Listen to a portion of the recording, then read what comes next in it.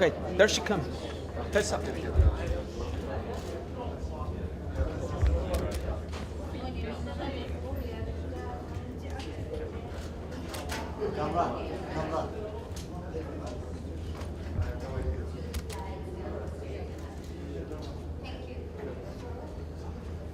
ممتاز. لا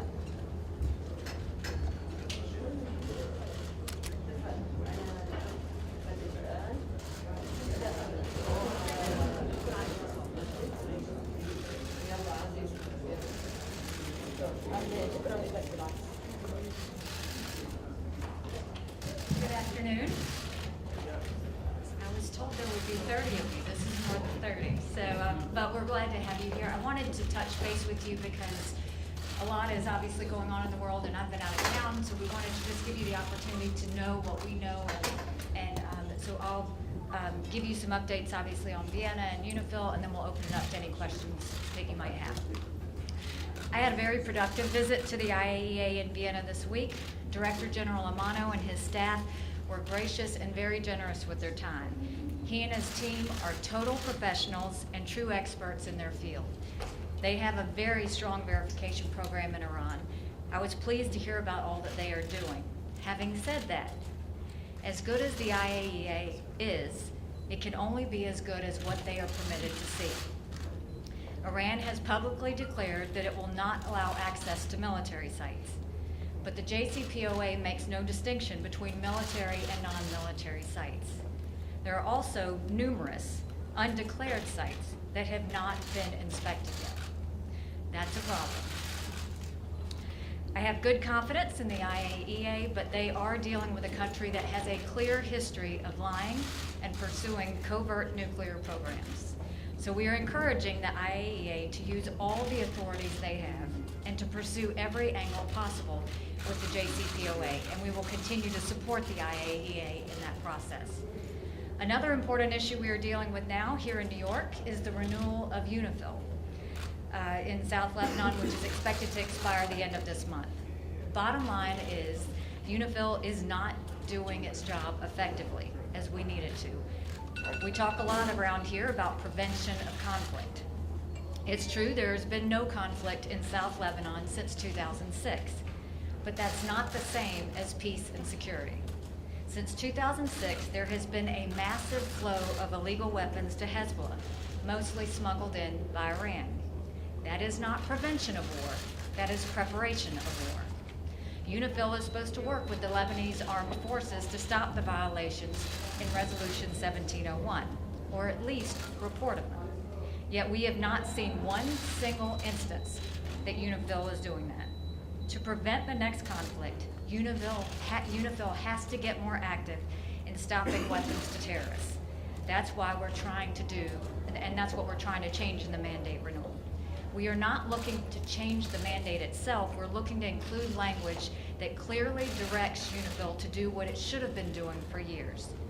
Those who object to that need to explain why they are prepared to give terrorists a free hand to arm themselves and destabilize the region.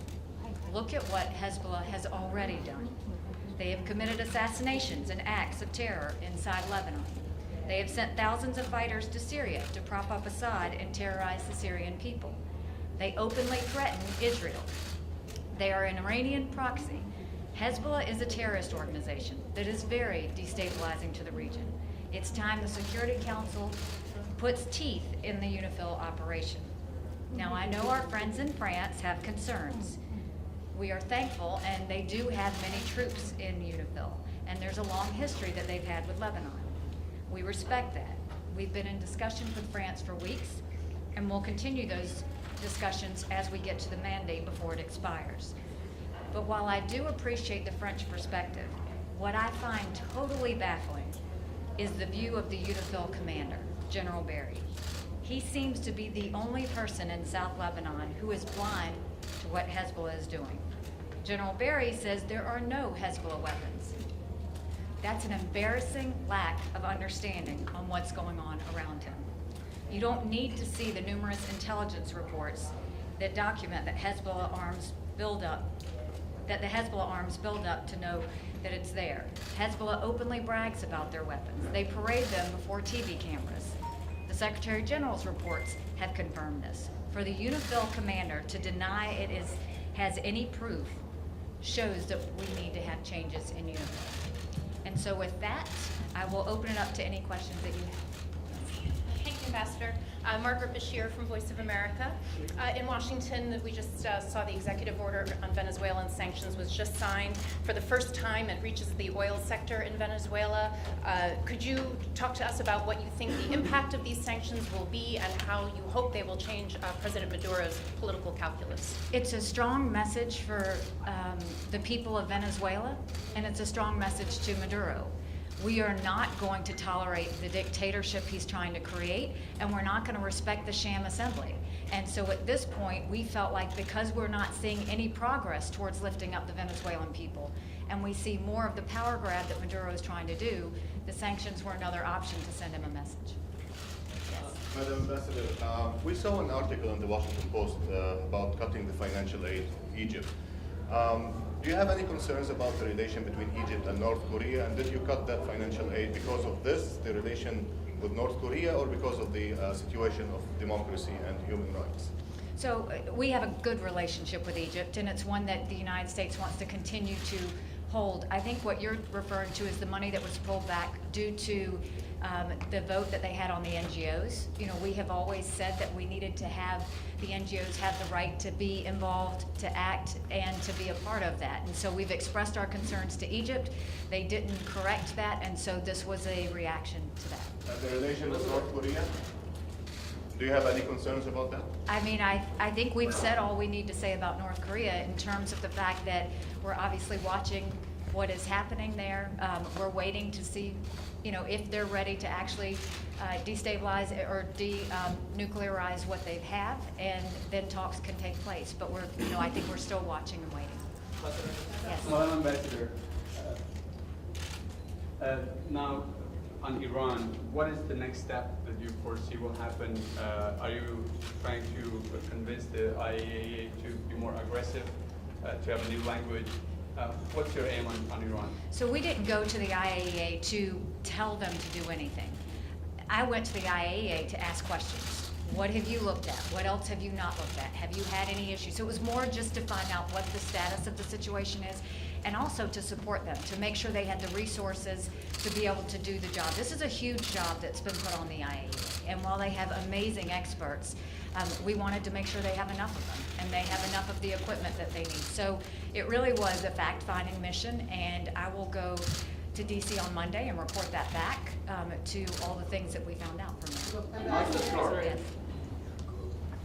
Hi, Rosalind Jordan with Al Jazeera English. Good to see you. Nice to see you. On Yemen, despite the Saudi ambassador's reassurances this week that the coalition is trying to avoid targeting civilians in their fight against the Houthi rebels, at least 55 civilians have been killed just in the last 3 days because of coalition airstrikes. Obviously, the Saudi coalition is under a lot of pressure to do better. Will the U.S. put more pressure on the Saudi coalition to be more careful in carrying out these airstrikes? And is the U.S. promising to not lobby the UN as it's preparing its report on children and armed conflict? I can tell you Yemen is something we are extremely concerned about. I personally had meetings with the Saudis and OCHA last week in terms of Hudaydah, of the airspace, of trying to get the cranes in, working on all of those things. We're extremely concerned, but we have a good flowing conversation with the Saudis to make sure that they understand what our concerns are and to talk about where we go from here. On Lebanon. Today, new report by the IAEA about the annual report saying that North Korea is stepping up its nuclear reactor. Do you have any additional comment on that report that was just published today? It's a concern, and it shows that North Korea hasn't backed down. They haven't stopped what they're doing, and it is the reason why we continue to have our guard up when it comes to North Korea. Michael Sharp in the report on DRC, the Board of Inquiry report came out and basically said that the UN had done no wrong and seemed to be asking the DRC to investigate. What does the U.S. want to have done about the death of the two experts, Zeta Catalan and Michael Sharp? We've asked the Secretary General for an independent investigation. The last thing we need to do is leave it up to the DRC to do the investigation. And so we strongly believe, not just for those two who served and sacrificed, but for their families and for the UN community, to understand exactly what happened and make sure we get down to the bottom of it. So we are working with Sweden. We're going to continue to push. We're going to continue to fight for an independent investigation. Ambassador, thank you. Just some quickies. Timing is everything. The Venezuelan foreign minister's in the building. Have they asked to meet? Should the U.S. grant a visa to President Maduro if he wants to come for the General Assembly? And which president will show up at the General Assembly? President Trump with a teleprompter or without? What would you prefer? See, you like killed it with the last question. You get that, right? Okay, first of all, no, we have not been asked to meet with the Venezuelan foreign minister.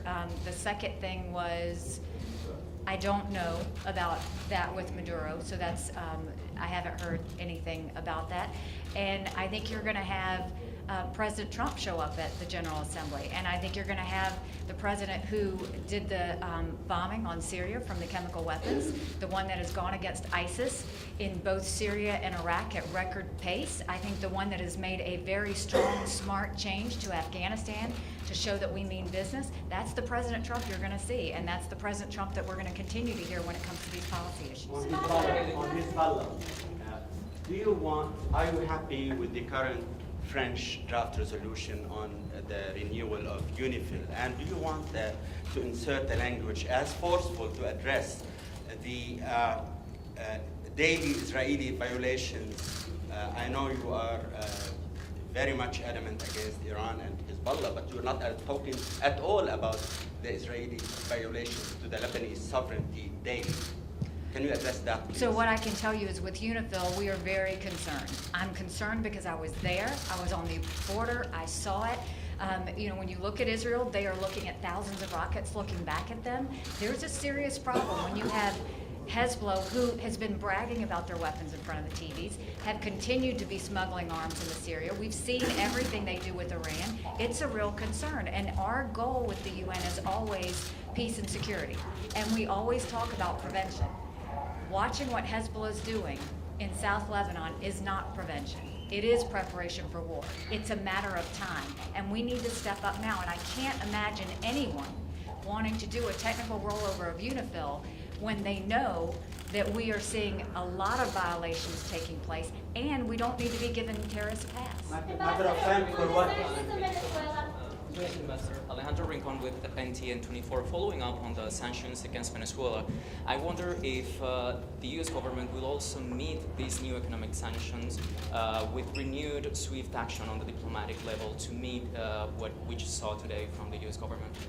In terms of meeting them? Of new diplomatic actions against Venezuela, maybe? I think what you're seeing is diplomatic, financial situations that we are trying to work with Venezuela. We don't agree with anything that Maduro is doing, but we've said that for months. And what we've said is the way he's treating his people, the way he's trying to create a dictatorship, the sham assembly that we have is not anything that the U.S. can support. So we have had no choice but to turn around and do the sanctions to get their attention. We hope that they will see the error of their ways. We hope that they will go back to a democracy, which is what we hope for Venezuela, and we hope that for the Venezuelan people. Ambassador, in terms of Venezuela, what would the United Nations could do? We know that Vice President Pence was just in Latin America. He was also in Miami and met with some of the community leaders at a church. He tweeted this morning about Venezuela, and it has been something very important for the Vice President and the President as well.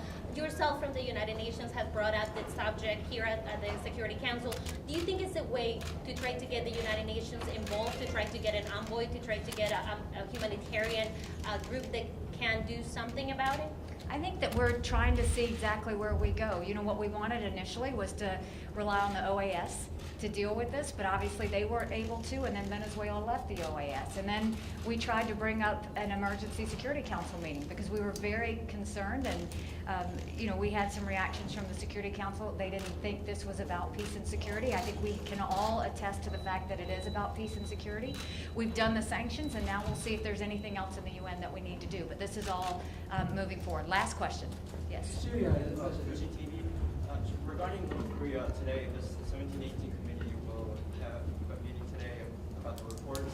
And can you tell us what you think about your work right now? And also, looking at that, are you thinking about putting new sanctions against North Korea or putting more pressure on them? Is this the reports about the chemical weapons?